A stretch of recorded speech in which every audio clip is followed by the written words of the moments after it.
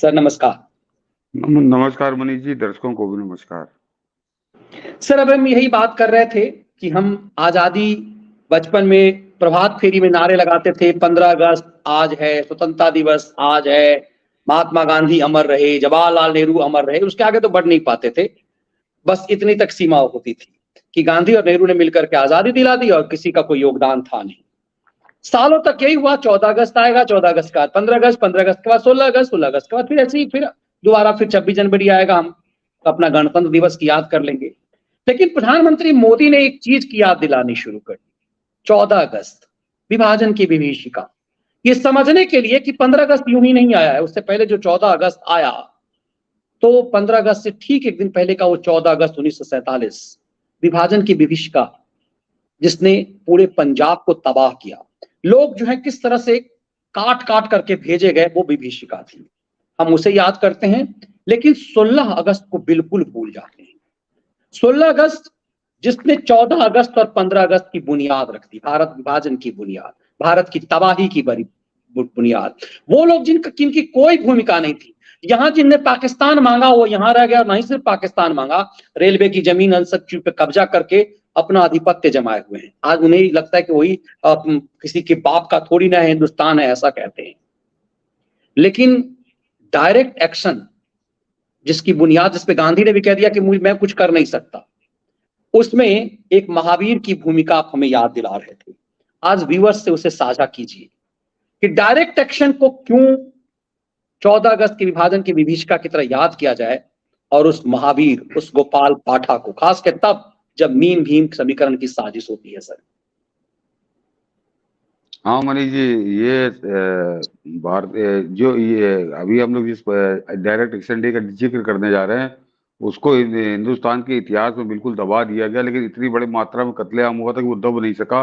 मगर वो कभी प्रमुखता से उभर कर सामने नहीं आया, क्योंकि वो कत्लेआम उस झूठ की धज्जियां उड़ा देता है जो कांग्रेस ने आजादी के समय, आजादी के बाद से लगातार 60-70 साल इस देश को एक झूठ की घुट्टी पिलाने की, कि वो जो आपने अभी कहा कि दे दी हमें आजादी बिना खड्ग बिना ढाल, तो वो ये आजादी बिना खड्ग बिना ढाल के नहीं मिली थी, कितने बलिदान के बाद मिली थी, कितने निर्दोषों के कत्ल के बाद मिली थी। और ठीक हमारी आजादी से ठीक 1 साल पहले, और जो आपने कहा कि गांधी ने कह दिया था कि मेरे मुझसे मतलब नहीं, गांधी की इसमें बड़ी धूर्त भूमिका थी मनीष जी, बहुत धूर्त भूमिका थी। लेकिन दर्शकों को बताऊंगा कि और दूसरे ये जो मुसलमान भाईचारा के सबने मिल के आजादी की लड़ाई लड़ी थी, और हिंदू मुस्लिम सब एक साथ एक थे, और जो गंगा जमनी तहजीब, ये झूठ का पहाड़ा पढ़ाते हैं, जिस मुस्लिम लीग का ये गाना गाते हैं, उस मुस्लिम लीग ने कितने हजारों लोगों को किस तरह से सड़कों पे कत्ल किया था, ये सारा क्योंकि इनका कच्चा चिट्ठा खुल जाता, तो इसलिए उसको एकदम हमेशा डाउन प्ले, दुनिया भर की बातें करते रहे, लेकिन इन्होंने कभी कलकत्ते की सड़कों पर जो कत्लेआम हुआ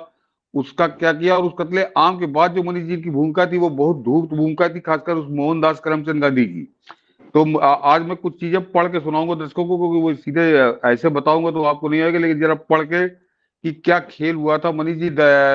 जिन्ना ने कहा था कि 16 अगस्त को डायरेक्ट एक्शन डे होगा, और उसने क्यों किया था, जो कहते ना बहुत सेकुलरिज्म का पाठ पढ़ाते, तो दर्शक ये जान लें कि 16 अगस्त को जिन्ना ने क्यों चुना था, 16 अगस्त 1946 को। उसमें मनीष जी उसने उसका कारण बताया था कि 16 रमजान का महीना चल रहा था। ये जरा उस ममता बनर्जी के मुंह में भी उसके उस बयान पे स्याही पोत देता है, जो उसने कहा था ना कि रमजान में मुसलमान कभी गलत काम नहीं कर सकता, ये हिंदुओं ने ही दंगा किया है। उसने अभी इसका बड़ा फेमस हुआ था वो बयान, वो क्योंकि ये इतिहास का ये पन्ना उस ममता बनर्जी की धूर्तता और झूठ की धज्जियां उड़ा देता है, क्योंकि ये रमजान का महीना था, 18वीं तारीख थी रमजान की, और जुमे का दिन था। और उसका कारण बताया था जिन्ना ने 16 अगस्त को इसीलिए चुना था कि रमजान के 18वां महीना है, और इस दिन बद्र की लड़ाई हुई थी मोहम्मद साहब के समय में, और उन्होंने काफिरों पे हमला करके काफिरों को मारा था। तो इसलिए हम भी 18 रमजान की 18वीं तारीख को का जुम्मा भी है, उस दिन हम काफिरों पर हमला करेंगे और काफिरों का सफाया कर देंगे कलकत्ते से।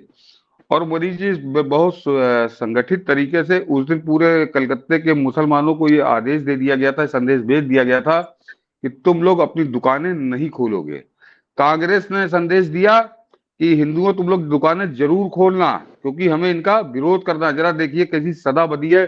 और मैं इसको मिली भगत क्यों कह रहा हूँ, इसको अभी अगला चरण जब बताऊंगा तो मनीष जी समझ में आएगा।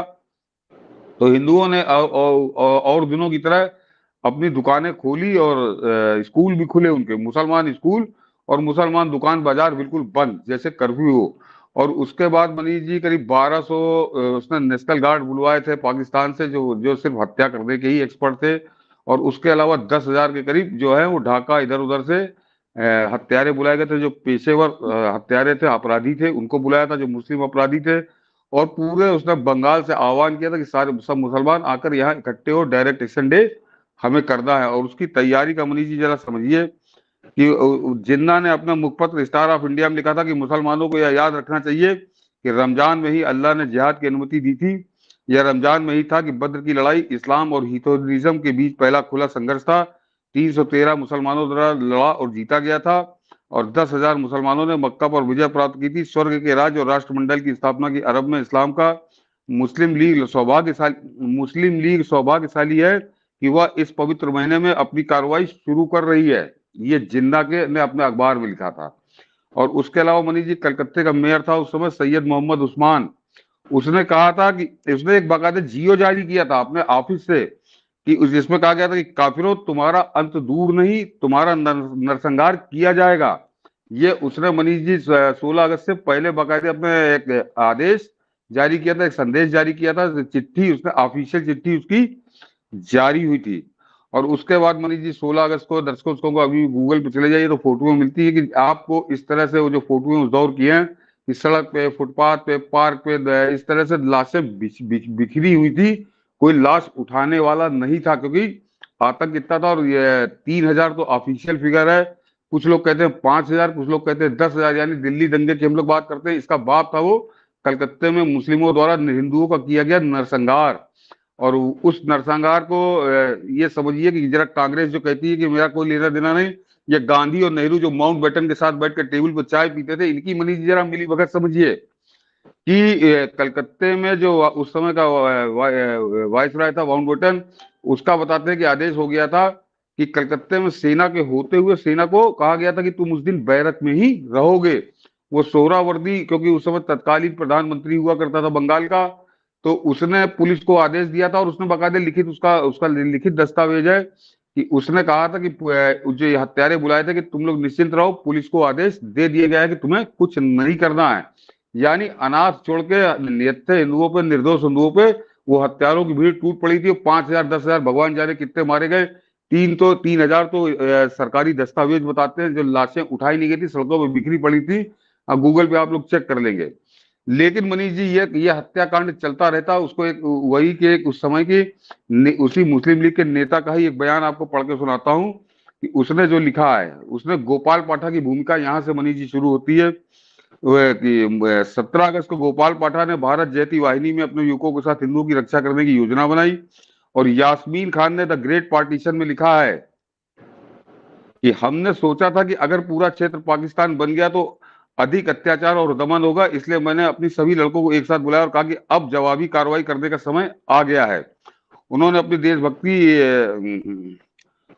देशभक्ति करते हुए माला, जिसके 18 से 20 तारीख तक गोपाल पाठा और उनके लोगों ने मुस्लिम लीग के हमलावरों को अधिक नहीं तो समान मात्रा में नुकसान पहुंचाने लगे।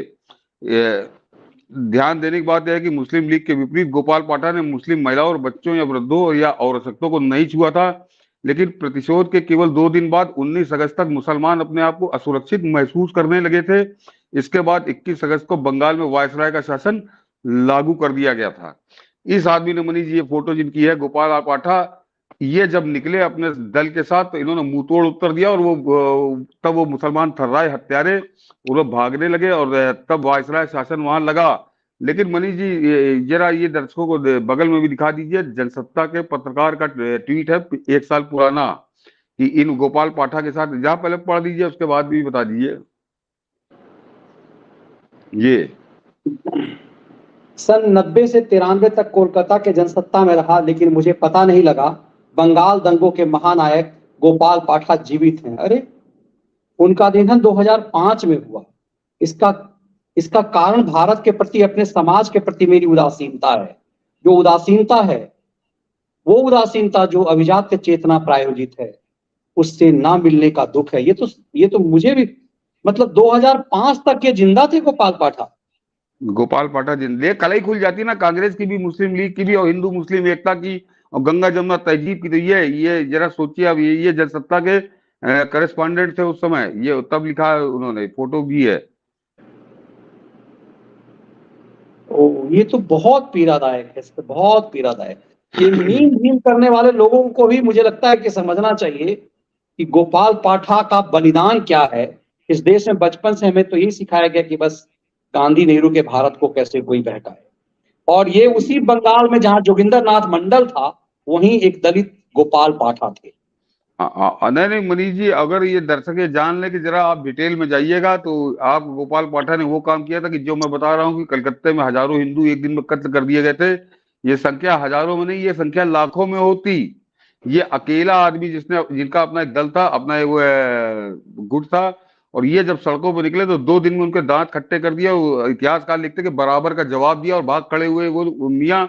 और जब उनको मार पड़ने लगी मनीष जी, उसके आगे कांग्रेसी कुकर और उस मोहनदास करमचंद गांधी की करतूत का बताता हूँ। ये भी दर्शक सुन ले, मैंने को पढ़ना ही पड़ेगा कि हरे कृष्ण शर्मा द्वारा लिखित पुस्तक ए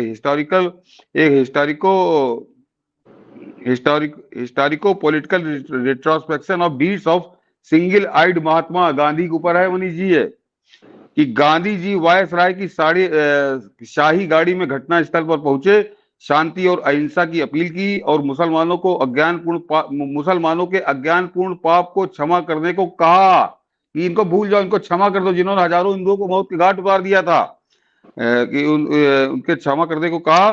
तब गोपाल पाठा ने उनके उपदेश और अहिंसा के अर्थ को मानने से इनकार कर दिया और महात्मा गांधी से कहा कि गीता हमें उपदेश देती है कि जो अत्याचार और अत्याचार को सहन करता है वह अत्याचारी से अधिक पापी है, और गीता के अनुसार अहिंसा का सही अर्थ हिंसा का अंत करना है। गोपाल पाठा ने गांधी जी से आगे पूछा कि जब मुसलमान हिंदुओं को क्रूरता से मार रहे थे, तो वे अपने प्रिय मुसलमानों को अहिंसा का उपदेश देने क्यों नहीं आए। और आगे कहा कि अब नोआ खाली जाकर देखो कि तुम्हारे प्यारे मुसलमान वह हिंदुओं पर किस प्रकार की अहिंसा का आचरण कर रहे हैं। तुम एक आंख वाले पूर्वाग्रही महात्मा हो। ये था गोपाल पाठक का चरित्र, ये था गोपाल पाठक का व्यक्तित्व, जिन्होंने गांधी का मुंह काला कर दिया था जब ये वहां पे अहिंसा की नौटंकी चलाने गया था। जब हजारों हिंदुओं की लाशें जल गई और जब पलट के जवाब दिया जाने लगा, तो ये पहुंच गया वहां पे अहिंसा की अपनी दुकान खोल के अहिंसा की पोट्री कि इनको क्षमा कर दो। वो, इसको शर्म नहीं आई थी इस मोहनदास करमचंद गांधी को कि ये कह रहा था कि हत्यारों को क्षमा कर दो, इनके पाप भूल जाओ। तब गोपाल पाठक ने क्या जवाब दिया वो मैंने अभी आपको पढ़कर सुनाया है।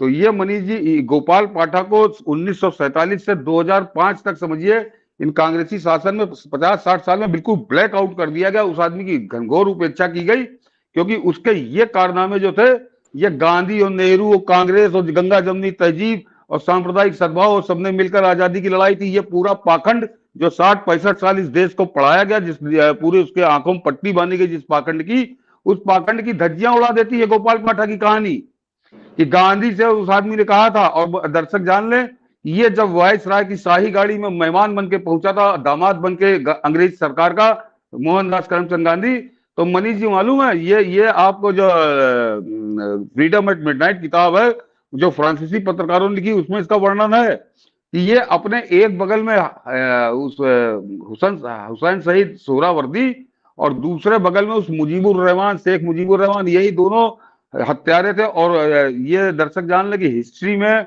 वर्ल्ड हिस्ट्री में, क्योंकि इतना बड़ा नृशंस हत्याकांड था कि इसकी पूरी दुनिया में चर्चा हुई थी। और हुसैन शहीद सोहरावर्दी को बुचर ऑफ कलकत्ता कहा जाता है आज भी। उस हत्याकांड के समझिए 76-77 साल बाद, और उसको बुचर ऑफ हिस्ट्री ही लिखा जाता है, बुचर ऑफ कलकत्ता। और उस आदमी को ये अपने एक तरफ सोहरावर्दी और दूसरी तरफ मुजीबुर रहमान को लेकर ये महात्मा गांधी, महात्मा कहना तो खैर उस आदमी को अपने आप को अपमानित कर रहा है, महात्मा शब्द का अपमान है जो उसको महात्मा कहे।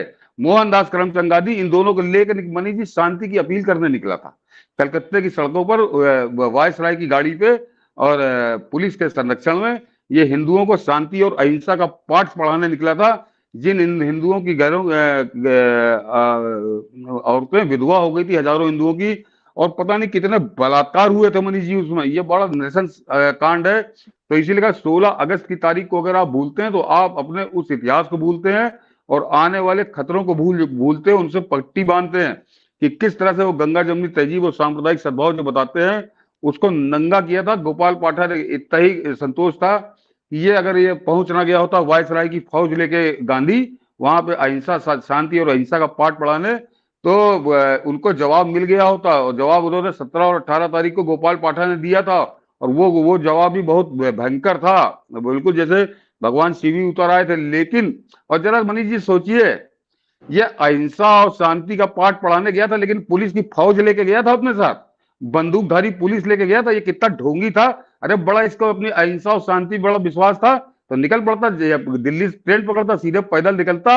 तो ये पैदल नहीं निकला, ये बाकायदे वायसराय का मेहमान बन के, उसका दामाद बन के और उसकी फौज लेके ये कलकत्ता में शांति और अहिंसा का पाठ पढ़ाने, उन हत्यारों को क्षमा कर देने की सीख देने हिंदुओं को गया था कलकत्ते। तो ये काला इतिहास है 16 अगस्त का, जो हर हिंदू को जानना चाहिए। और इसीलिए 67 साल तक कांग्रेस ने उसमें पर्दा डाला ताकि किसी को पता ना चले। लेकिन अब एक दौर है सोशल मीडिया का, इंटरनेट के जरिए हम लोग बात कर लेते हैं। तो गोपाल पाठक की कहानी हर घर तक पहुंचानी चाहिए, हर घर तक पहुंचानी चाहिए।